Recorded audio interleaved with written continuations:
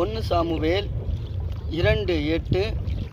அவர் சிறியவனை புழுதியிலிருந்து எடுத்து எளியவனை குப்பையிலிருந்து உயர்த்துகிறார். ஆமென்.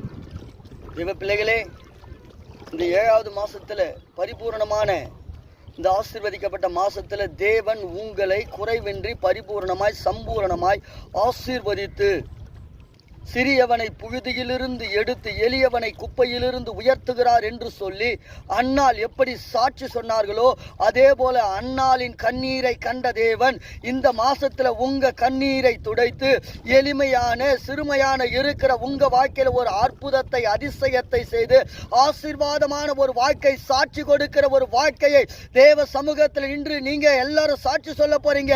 கர்த்தர் என் எளிமையான வாழ்க்கையை ஆசீர்வதித்து ராஜா மத்தியிலே அமர பண்ணினார். நான் ஆராதிக்கிற தேவன் பெரியவர். ஆமென்.